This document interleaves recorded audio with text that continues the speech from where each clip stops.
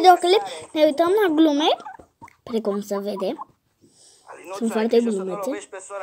Bine, tati, o să mă lovesc doar eu la cap. Cam s-a terminat. Asta vreau.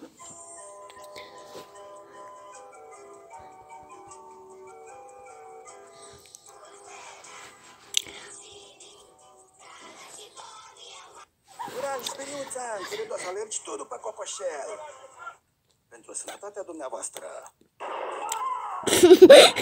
Nu lucrați cu Dorel. Chiar e glumeață, nu? Tutorial de spart oglinda.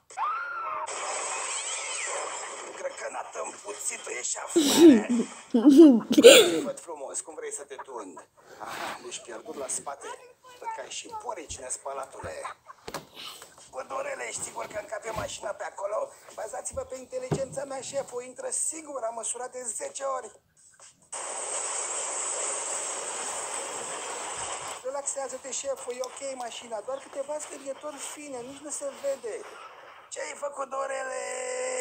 Băga mi-aș pisica în cutia de cereale. Măria ta, vin inamicii! Fugiți, bă! Fiecare e înarmat cu cioc și gheare și are pene mari pe fund. Ce facem?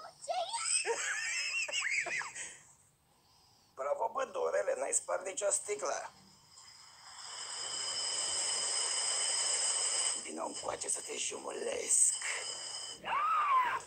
Ajutor, mă alergă un cocoș nebun. Ce cocoș nebun, bă? Sunt profesorul tău de găinărie. Vreau să văd dacă ți-ai făcut tema pentru Pe videoclipul de azi nu o să facem niciun live.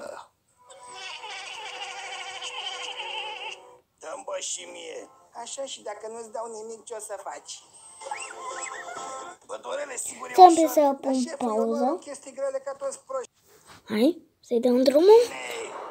Oare va reuși agentul 00? Asta e un pic. Ala, ștergi prost. Iar alta trebuie să dăm. When selling your home, you could take all the photos yourself.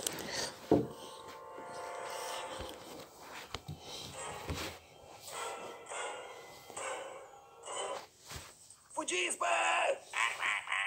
Oare va reuși agentul 00 Mac să prindă infractorul?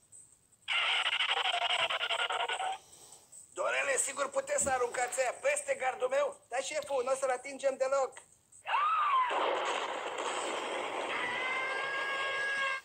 Ce putere, ce echilibru, ce de vânătări. Bă, cănești piciorul în pedala de accelerație. Trebuie Cam să-ți mai atât a repede fost butonul, că se videoclipul. pune roșu. Da. Nu! Și o să ne vedem, să nu uitați să dați un like, un share și să apăsați pe butonul de subscribe. Pa!